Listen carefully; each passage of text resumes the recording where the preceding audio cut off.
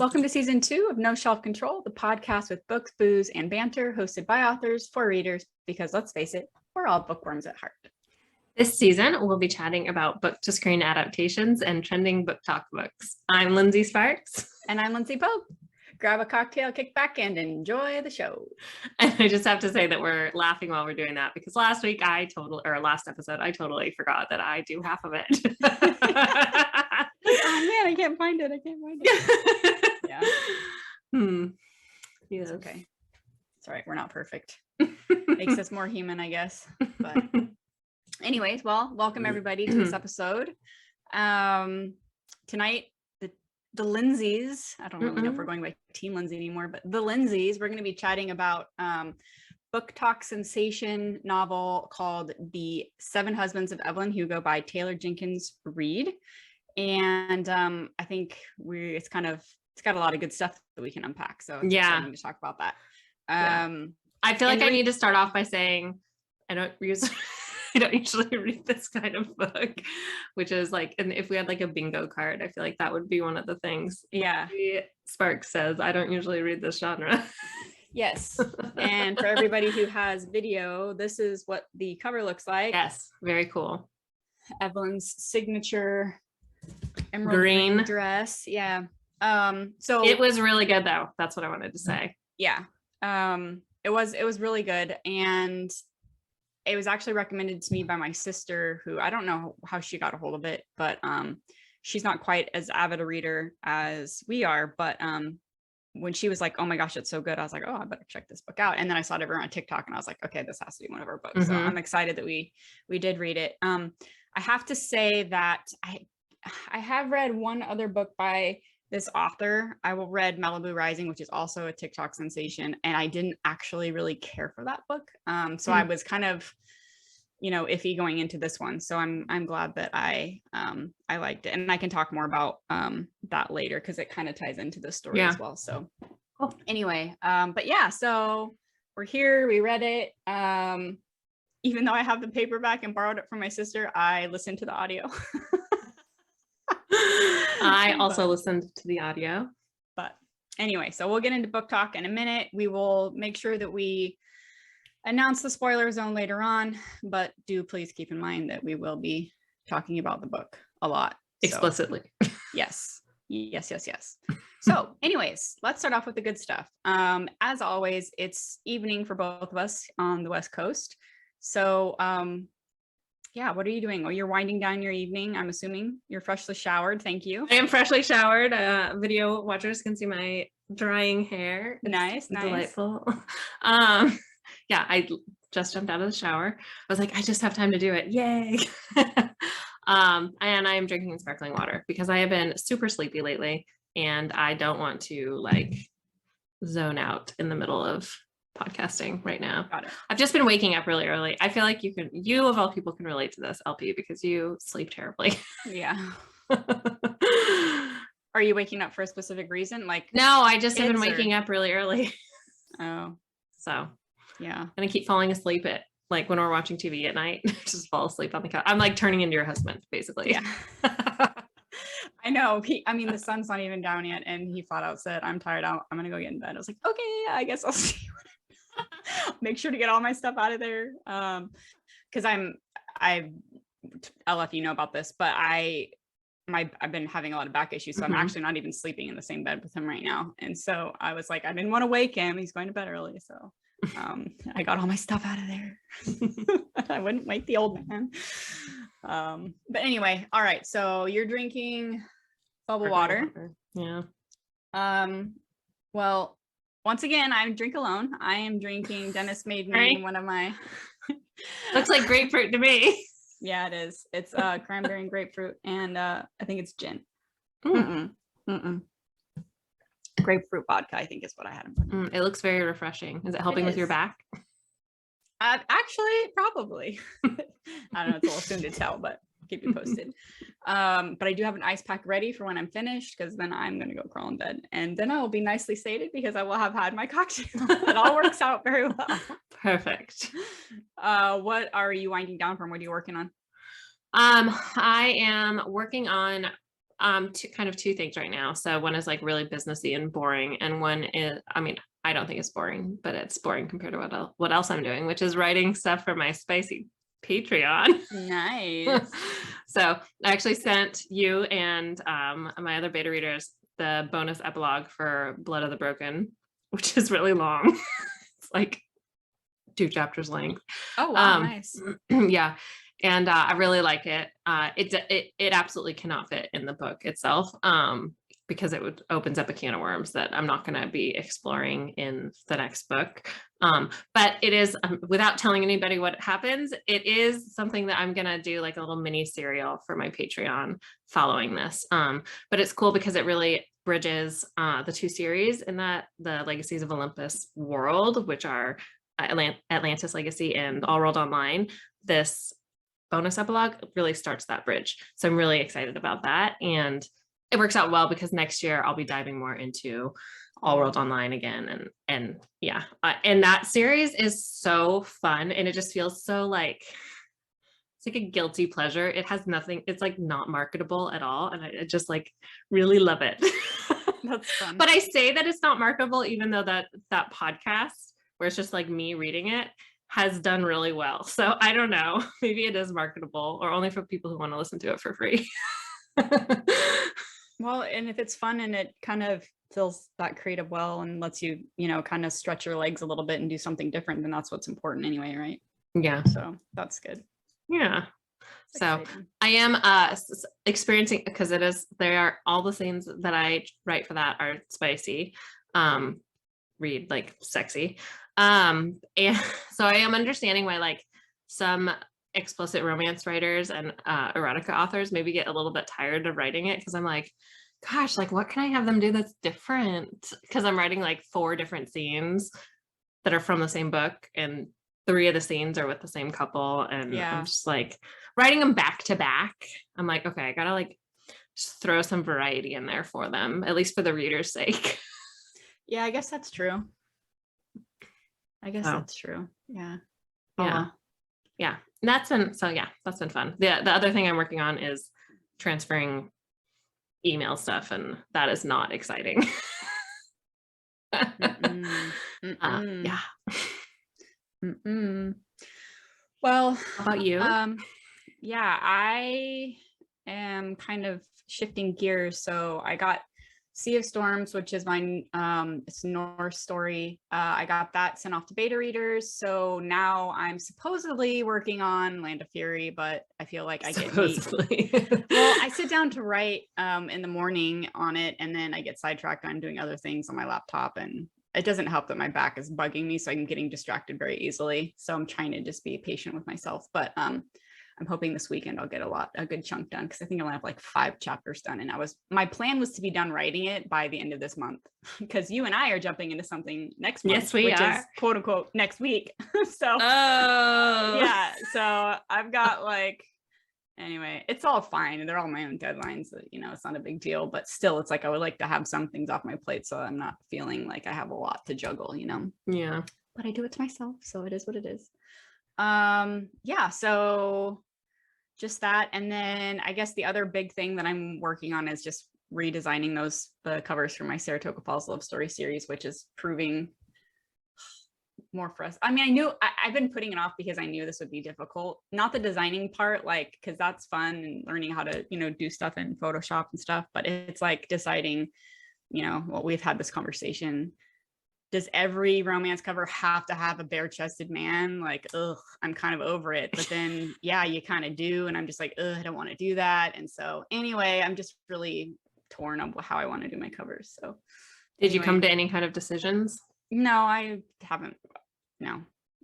I told myself, after we talked, I was like, if I sit here and I work on this right now, then I'm going to be here for another 3 hours. And then I'm going to be sitting for another hour and a half for the podcast, and my back is going to hate me. So I made myself get up. So I haven't done anything. But I will be glad when that's kind of off my plate, because it's just one thing that's kind of consuming my mind. It's like everything is usually what we do, we talk about, like, if we can't sleep, we scroll social media, or like we get ideas from TikTok for videos and stuff. Well, last night when I couldn't sleep, all I was doing was scanning like stock photos all morning, and the sun wasn't even up, and I was like, oh my god, if I see another like quote unquote chiseled chest and like a creepy douchey smirk on some guy's face, I'm gonna throw up. So yeah, I will say it is hilarious. Just look up like hot guys on a stock photo site and just see what pops up. It's super funny. There's some crazy stuff out there. Oh my god, it was so funny. So I did this video for TikTok yesterday because I was working on the covers, and I was looking at all the stock photos of the guys, right? And there are all these guys, and they're all like trying to do these sexy poses and stuff, and randomly in the middle of all these sexy guys, there's a meerkat, and its eyes are really wide, and it's like looking out of the corner of its eyes like, whoa. And I was like, that is the most random thing I've ever seen, but you can't make this shit up. So I had to do a video for TikTok, and I posted it. So I was like, what the hell? It's a hot this guy. Comes up. This is creepy meerkat with wide eyes staring at these chiseled bodied men all around them. Oh my god, it was just too funny. The setting was just too funny. I want to add, we are both also working on something that's really fun, which is we spent a couple hours this afternoon in a virtual meeting going through book covers that we really like as we figure out the kind of like cover design concept for we're having a new cover designer redo the cover for World After as we get ready to write and launch the series officially. So that was really fun. I mean, I love covers. I love looking at covers and thinking about people making new covers for me. Yeah, no, it's going to be, I'm going to work on the brief tomorrow, but I'm excited to see what they come back with. Yeah, I think it's a really cool concept. Yeah. Anyway, so that'll be something fun we can share when we get that all dialed in. Yeah. Pretty covers. Have you had any time for other reading pleasures? No, I finished reading out loud Blood of the Broken in my final revision phase last week, I want to say. And I sent that to my editor on Friday, which was 2 weeks early, which is why I have all this time right now to mess around with email stuff and write my excessively sexy Patreon stories, which is actually really good because there's a chance that I could bank an episode of The Last Vampire Queen. If I get everything done that I need to get done this week, then I might be able to write 2 episodes for that next week, which means that I would have July and August, at least for my big Patreon item, done, which would feel really nice because I think that my time is going to be kind of crunched as we're writing whatever the book is going to be called that we're going to be writing. I know, right?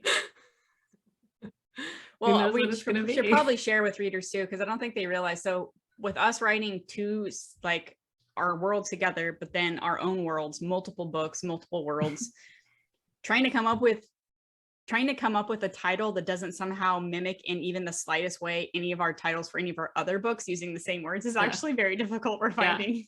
Yeah, we were like thinking of doing something Legacy of, which is funny because Legacy of the Lost is one of my books, but I didn't even think about that when we were talking about it. And then we're saying Legacy of Ruin, and I was like, well, we have Ruin Lands and City of Ruin. I know. Oh man. It's like trying to name a character. We were playing with Shadow and Ash, and then we have Ash, Ashes, and then we have Shadow and Dust and Shadow. So anyway, there's just like we've used hilarious. all the individual words. We just have to find new ways to combine them. Yeah. So anyways, #author problems, right? Yeah. So so we did not settle on anything. But no. In fact, we weren't even supposed to be worrying about that right now. No. We got that was a whole tangent that took us on a whole spiral different direction. Yeah, we're not even supposed to be thinking about the title until next Friday. Yeah, when we even talk about what we'll be writing, because as of right now, we have it very loosely outlined from like 2 years ago. Yeah, it's like a couple plot points. Yeah, that's it. And we know who the main characters are. That's it. Yeah. But anyway, all right. So, what am I reading? No longer beta reading. So I am listening to. I started listening to Meghan Quinn's That Highland Fling, and she's really witty and funny, which is great. But this one has Scottish narrators. And you can tell that the male narrator is legitimately Scottish. He's not like an American putting on an accent, because when he says American words, they sound very off. It's really funny. Like, just, I guess, the way they pronounce the vowels and stuff, I was just like, is that even the British way to say it? I don't know. But anyway, so I've been listening to that. It's kind of fun. I also started listening to It Happened One Summer. It's a rom-com by Tessa Bailey, which is also like a huge sensation on TikTok as well. And then, but this is my current paperback or hardcover that I'm reading. Oh, I've seen that. Yeah, it's actually, they say it's Gothic. It's historical Gothic, and they say that it's a mix between Rebecca and Mexican Gothic, which I haven't read yet. But that's what I was thinking. It reminded me of the cover. Yeah, so I'm only like 4 or 5 chapters in, but so far it's interesting. So yeah. Did you say you're listening to it, or are you reading? No, I'm actually reading this one. Wow. I know. I do want to say I haven't started it yet, but I'm about to dive into Sea of Storms, which is LP's book that she just sent out for beta reading. A weird, also there. Distant part of my mind was like, that sounds familiar. It's yours. Oh my God. It's been a long life. And then I'm also in the middle of, I paused it while we were reading Evelyn Hugo. Yeah. But I am reading Kingdom of Ruin, which is the 3rd book in K.F. Breene's deliciously dark fairy tales. All of those have ruin in the title, huh? Yes, that's the thread. Yeah. Okay.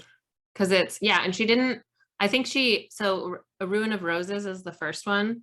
And then all of the rest of them are like, it's a Throne of Ruin, Kingdom of Ruin, and Queen of Ruin. Clever. Clever girl. Okay, so we should probably dive into the book stuff. Do you think I should read the description first and then do the spoiler alert, or? Yeah, I think you could say spoiler alert now, since you're talking about it. Since I already did. Spoiler alert. Okay, everybody, this is the official spoiler. We are heading into the zone. Nothing is safe. If you don't want to know how the book ends, or the big twist, or anything. Yeah. Stop listening. So here's a little bit of a little blurby blurb, a little book blurb. Okay, so don't ask. I don't know. I'm going on fumes, guys. Okay. Your fingernail polish is really pink. I know. It's actually pinker than that. It's a little more neon. You can't really tell, but can't stop staring at it. Sorry. It matches the water bottle my son picked up from Costco. Oh, that's nice. I knew he had good taste. He did tell me he had good luck with my book covers today. He did. That was very super adorable. Oh my gosh. All right. The 7 husbands of Evelyn Hugo. Aging and reclusive Hollywood movie icon Evelyn Hugo is finally ready to tell the truth about her glamorous and scandalous life. But when she chooses unknown magazine reporter Monique Grant for the job, no one is more astounded than Monique herself. Why her and why now? Monique is not exactly on top of the world. Her husband left her, and her professional life is going nowhere. Regardless of why Evelyn has selected her to write her biography, Monique is determined to use this opportunity to jumpstart her career. Summoned to Evelyn's luxurious apartment, Monique listens in fascination as the actress tells her story, from making her way to Los Angeles in 1950s to her decision to leave show business in the 80s, and of course, the 7 husbands along the way. Evelyn unspools a tale of ruthless ambition, unexpected friendship, and a great forbidden love. Monique begins to feel a very real connection to the legendary star, but as Evelyn's story nears its conclusion, it becomes clear that her life intersects with Monique's own in tragic and irreversible ways. Sorry, I had to struggle with that one. Anyway, I made it. Okay, so again, we're heading into the spoiler zone.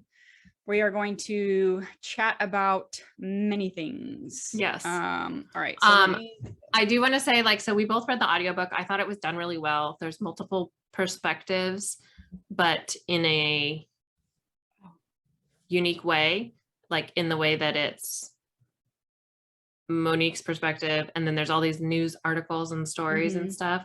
And then there's Evelyn's perspective as she's telling her story. So we had, I believe it was 3 narrators. Is that right? Yes. We had Julia Whalen, who's one of my favorite narrators ever. who read all of the news stories. And then Yes. I don't think I was familiar with the other two narrators, but one narrator was for Monique, the journalist, and then one narrator was for Evelyn telling her story. And I thought that everybody was picked really well. Yeah, so I'm just looking to see the book, how they differentiated between the three parts. So the newspaper clippings actually look like newspaper clippings. Oh, that's super cool. It's like a scrapbook.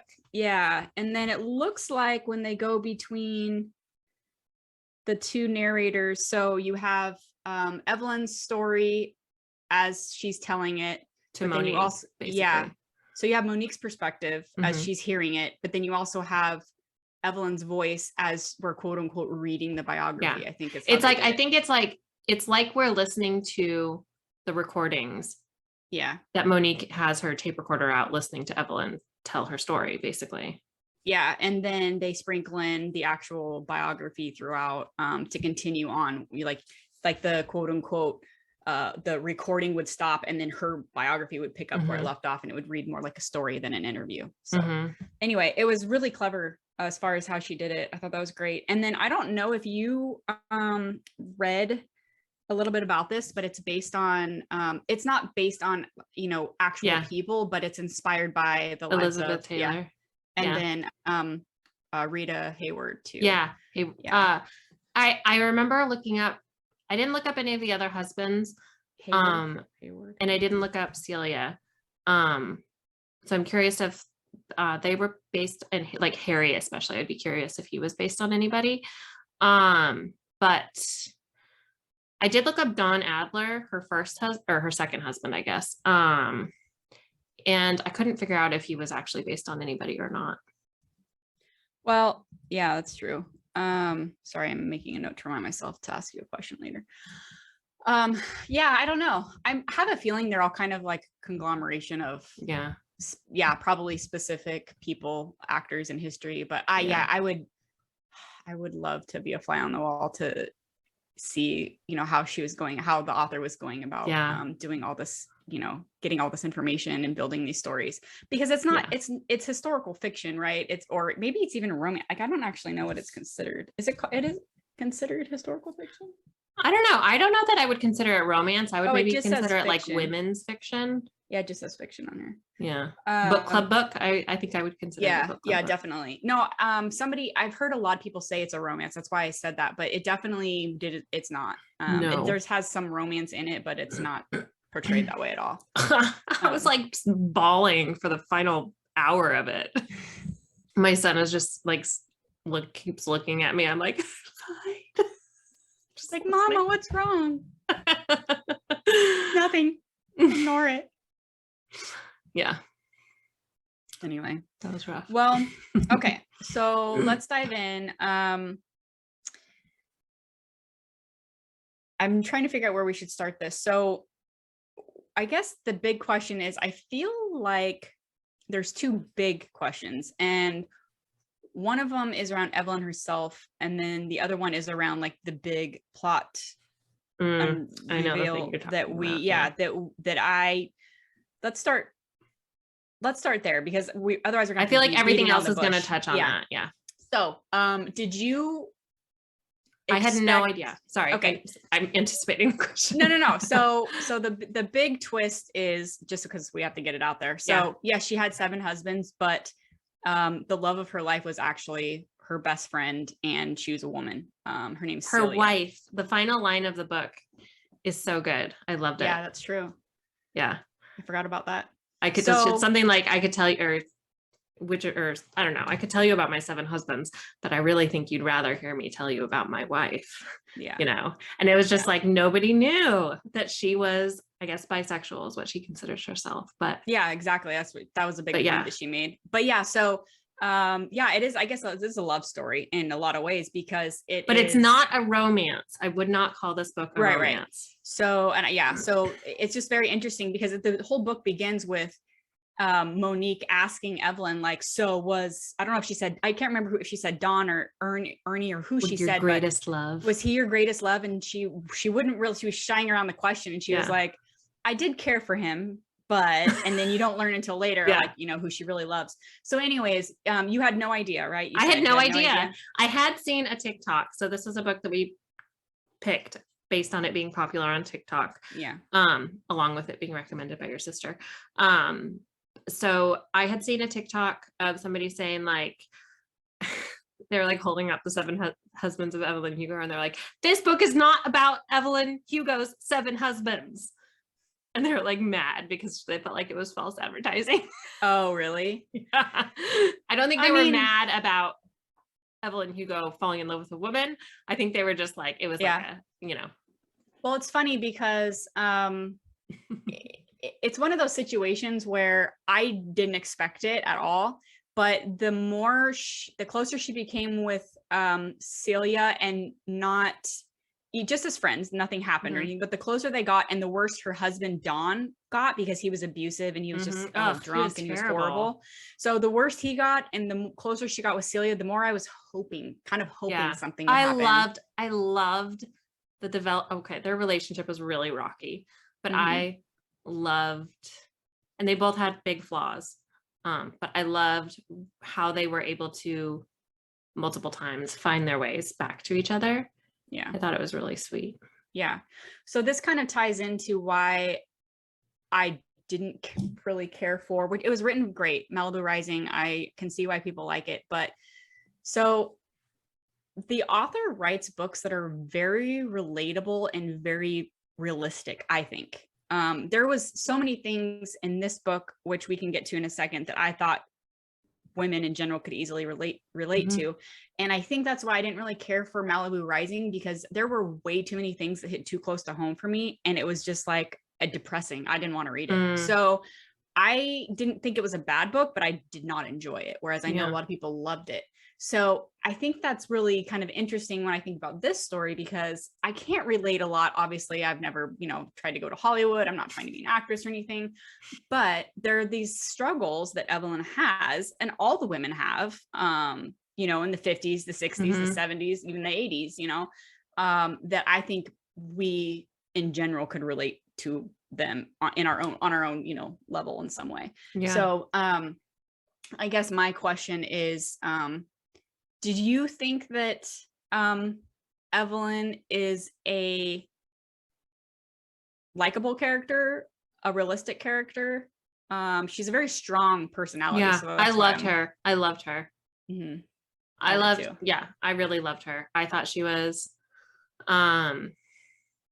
extremely stubborn, but she was in her own way very brilliant and like strong-willed, and she had a lot of gumption. I guess you would say she had grit, but she just had guts, and she went for it. And it's like that idea that she could have married Don and been abused by him, just as such a strong woman could have been stuck in that for years. I guess it was 2 years, I think, they were married, just as a reflection on that time period. Yeah, I feel like. Well, and then they get a divorce, and her whole life is turned upside down because he's a man and he can take everything. Yeah, he's a man, he gets her Oscar nomination taken away and everything. Like, yeah.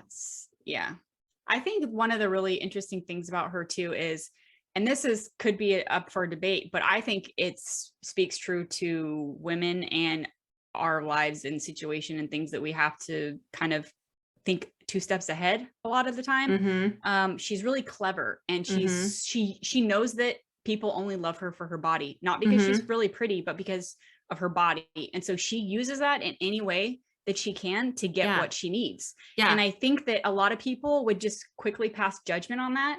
But in an era where you either live with your father who abuses you, or you are homeless, like, what do? You do what you need to do. And then that's what you do for the rest of your life. Whatever you need to do, you're always 2 steps ahead, because you're a survivor, because you have ambition, because you want more out of life than what you were born into, whatever it is, So I think it's one of those situations. She's one of those characters where she could come off on a lot of different lights, like she could be a tramp, or she could whatever, but she I know exactly what you're got saying. it done, you know. And I also feel like she is a good character to demonstrate the like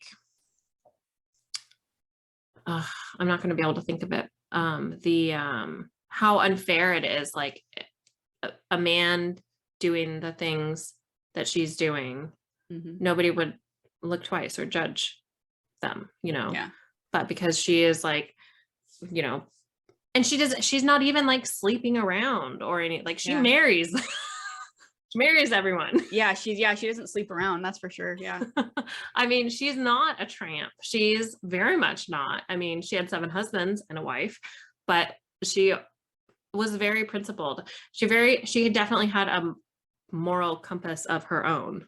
Right. I would say. Well, and I think it speaks a lot when you talk about she had 7 husbands, because they were all married for a very specific purpose. Yes. You know, it's not that she's, you know, flighty and in and out of love. No. Like, they were all married. She married every single one for a very specific purpose. But the way that the press treated her was so cruel. Like, Evelyn Hugo is at it again. Is this lucky number 6? Or like, I mean, yeah, just like they treated her just like this floozy, like she was just some dummy who. What do you think about the whole, because we're sorry, this isn't supposed to be like some big feminist chat or anything, but it's just the nature of the book, right? So it's like, what do you think about that whole part in the beginning where, so she's married to Don, second husband, and he's the one who drinks and abuses her or whatever. He has his good days, whatever, but he's sitting there and he's abusing her, and she gets the shit end as far as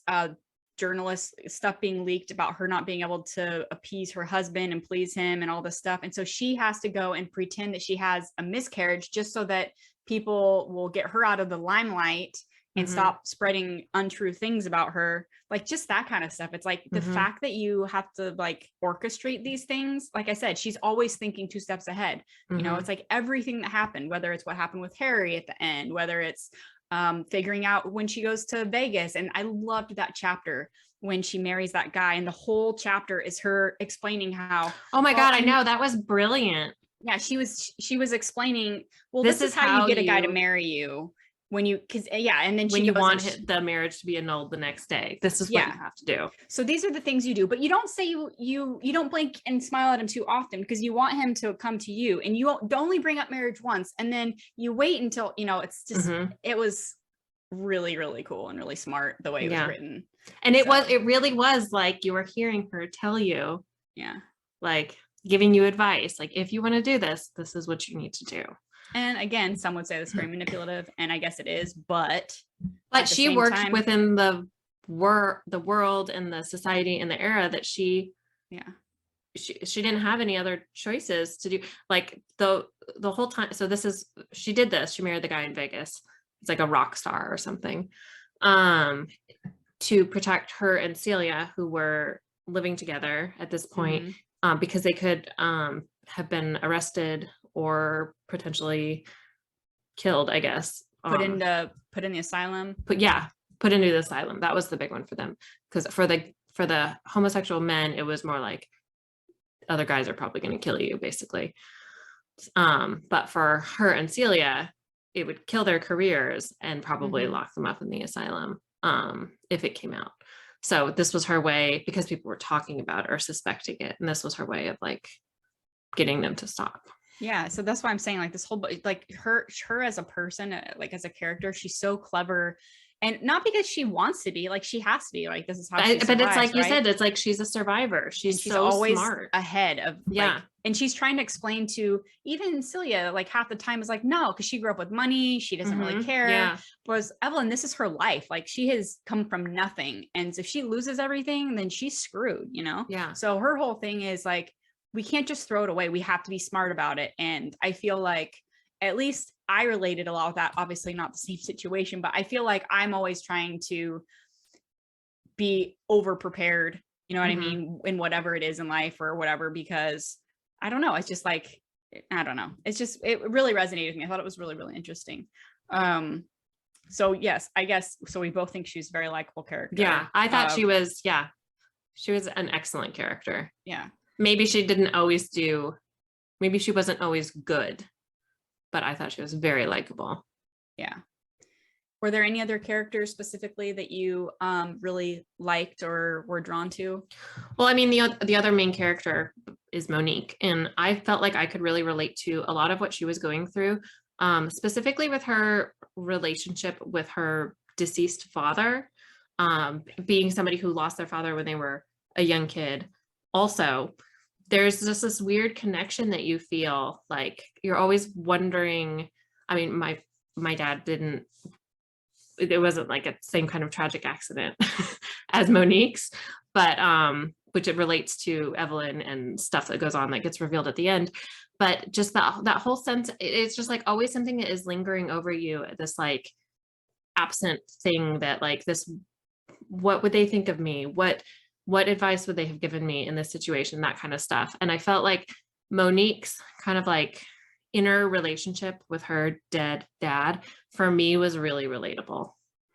Yeah, and I think a lot of people who have lost a parent young would feel that way. Or even like, I know you were really close with your grandpa. Mm-hmm. I wonder if that would have been relatable for you. Yeah, I don't know. Definitely a different level for sure. Like it makes me wonder for you, hearing how that affected you, that story, part of the storyline affected you. How did you feel with the big reveal at the very end with what Evelyn did to her dad? Like, how did that make you feel after resonating or having a connection with Monique in that way? No, I think I loved, I don't know. I almost think it made me like Evelyn more, which sounds wrong, but because she would do anything. She would have done anything to protect Harry.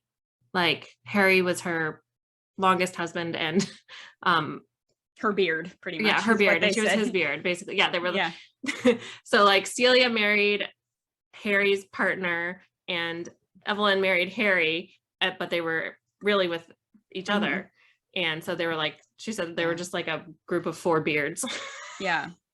Which I think he was my second favorite character. I Harry? Really liked him a lot. Yeah. Ugh, I loved him.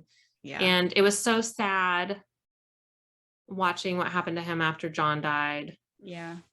And how, I mean, I think the other thing that made Evelyn so relatable to me, or not kind of relatable, the thing that made her the most relatable to me, because I don't feel like I have anywhere near as much gumption as she has, but how she describes how her life changed when her daughter was born, that I find so extremely relatable. And it's impossible to explain like that feeling, but I feel like she really showed it in that book, how it's like everything, like it just like supersedes everything all of a sudden, and it's just unexplainable.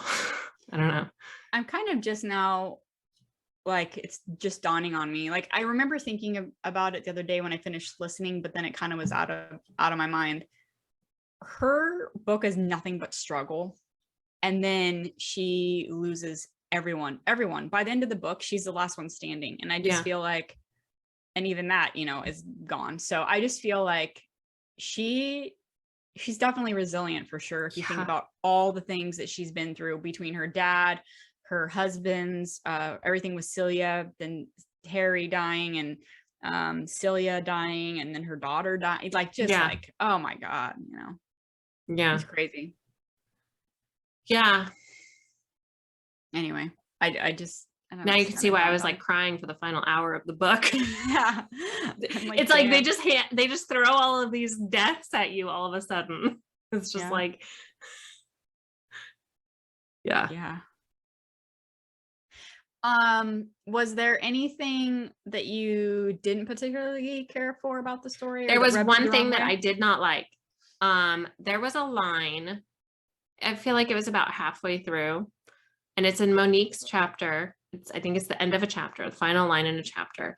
And she thinks something like, it's that foreshadowing line that I hate. I really hate it when authors put this in their books, that something like, I had no idea that by the end of our time together, I would hate her, or something like that. Yeah. And I was just like, oh, come on. Like, don't, like, I feel like there's enough mystery already. I didn't need that.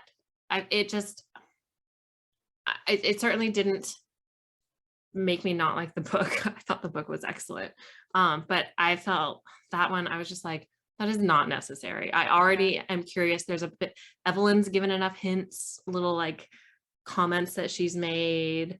Like, I did not think that that was necessary. And that I've totally been tempted to do that kind of thing in my books. I think I've put stuff like that into beta drafts before and had people be like, I feel like you need to take this out. You know, there's one thing at the very end that I thought was kind of weird, and maybe I just didn't catch it, but I feel like her death was all very like quick and timely after everything the story was told, because she kept like hemming and hawing about doing the photo shoot spread and the exclusive pieces, and she, okay, next week, and oh, we'll talk next week, and then all of a sudden a week later after everything's finished she just is dead, right? So I'm just like, that seemed very convenient, I guess. Like, well, she killed herself, right? Oh, did she? Yeah. Oh shit, I missed that. Yeah, see, I was gonna say. Yeah, she took a bunch of pills. They're in the article at the end. Oh, did I like it says that they called it an accidental overdose, but Monique knows that she did it herself. Did you not read the last chapter? I wonder if it's as Monique is like getting on the subway and going back and forth between whether she should go back to Evelyn's apartment because she knows that Evelyn is going to off herself. Has died. Oh, the New York Tribune. Yeah, I think I did read this. Yeah, all of her money goes to the LGBTQ communities. Is that where it says it? Well, anyway, I don't know how I missed that. But you don't remember Monique wondering whether Evelyn, or thinking that she should go back and stop Evelyn from killing herself? You don't remember that? That's why this is weird. I wonder if it skipped or something. I don't remember that at all. Huh. Should I call 911? Should I stop her? Yeah, that's also when I was crying. I think I somehow skipped that. Oh. But I do remember the Evelyn Hugo legendary film siren and all the money she left to the... Okay, so that makes more sense, because I was like, how did she just die? She got her story out and then she just took her final breath and she was... Okay, yeah, that made no sense to me. I was like, that's so convenient. I totally think I missed a chapter somehow. It's a good chapter. Well, yeah, I kind of want to go back and listen to it now. Yeah, Monique, she doesn't forgive her, but she says she thinks she will be able to forgive her. Yeah. I walk around carrying my phone when I go play I have more times than I care to admit. I touch it with my finger, and I bet you I skipped chapters or something. I bet you I did something like that. That wouldn't surprise me. Okay, well, hey, apparently I didn't read the whole story, so I'm fired. Okay, so rumor has it, aka not a rumor, Netflix is making a movie about this story. So is there somebody specific that if you were casting, that you might think would be good for Evelyn, and or any of the other characters in the story? Is there anybody that comes to mind? I don't know. I feel like Evelyn has to she has to be beautiful, first of all. So many times in the book it's mentioned that she's the most beautiful woman in the world. So she has to be beautiful. But she also has, what Monique says near the end, that she has that thing, that inexplicable thing, so that and maybe all celebrities have that. I don't know. That's how they become who they are. But I don't know. That makes it really hard. I know. I had a very hard time. I knew who I would cast for Harry right away, but Evelyn, because you also Evelyn has to be beautiful, but she also has to have a specific background and ethnicity, and she also has to have that, not just that whatever that something is, but she's not a pushover. She needs to be somebody who, she's not some little delicate flower. She's got to be so the person that came to mind, and this is for younger Evelyn. No, for younger Evelyn, the only person I could think of, which I went and I looked at who the quote unquote dream casting is for them, and it was actually the same person that I picked, but she's not I don't think she does it justice, but her name is Ana de Armas. Yeah, because that's right. Because Evelyn is She's Cuban, right? Cuban, I want to Yeah, I think say. she's Cuban. Yeah, she's Cuban, but Hollywood makes her blonde hair blonde. and Yeah. So she's got tan skin, blonde hair. Yeah. But so I don't know. For young, I'm not quite I so know who sure. you're talking about. I don't feel like she has the like. I don't think she has the stature or the gumption. No, the that's presence, what I'm saying. That's what I'm saying. Yeah. She was like the only person I could really think of that I thought could maybe carry it out in her younger years. But really, and again, the background isn't necessarily there, but I feel like a older Jane Fonda would be a really good older Evelyn Hugo. Yeah. I don't know why. She's got that spirit, like that spunk, you know, and she'd be like, I'm not going to give you that information. You're going to come back tomorrow and then we'll talk about it then, you know, or whatever. Yeah. I don't know. I think that I had looked up if Evelyn Hugo was based on anybody early on, and I saw that she was based on Elizabeth Taylor, and that is just who I kept picturing. Oh, interesting. Which is not helpful. I understand. Oh, that's funny. No, but I mean, yeah, I don't really have anybody in mind that I was picturing actually when I was reading it either. I do Harry, because he was one of my favorite characters. For some reason, right away, somebody came to mind for him. And that's Arnie Hammer. Do you know who that is? I do. I think he'd be a really good Harry. He's really like kind of like dapper and like he's suave and he's just like very attractive. And I could totally see him totally being a film producer / married to Evelyn and her beard at the same time.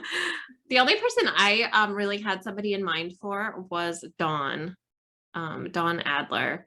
And I don't know if it was the name or what, but I kept picturing Don Johnson. No, I'm just kidding. The Rock. That's not Don. That's Dwayne. Sorry. No, it's okay. But sorry, still, that's a funny picture too. No, I kept picturing I can't think of what his name is, but Don Draper from Mad Men. Oh, Ham. Yeah, John Hamm. John Hamm. That's why I kept picturing for Don. Oh yeah, very kind of entitled and like yes, he's supposed to be like the most attractive man in the world or something. Yeah. I don't know who I would cast this guy as, but I feel like he'd fit in there somehow, and that's Oscar Isaac. You know, the guy who plays in a gazillion things, but most recently I've seen him in the Moon Knight or whatever. Oh, he was great. Yeah. I think he could be like, I don't know who it could be, but maybe Ernie, a younger, or Eddie, Ernie. Wait, what was her first husband's name? Eddie or Ernie, I think. Yeah. Or maybe who married her when she was 14. Oh my God. See, yeah. What about Celia? She's supposed to be very girl next door. I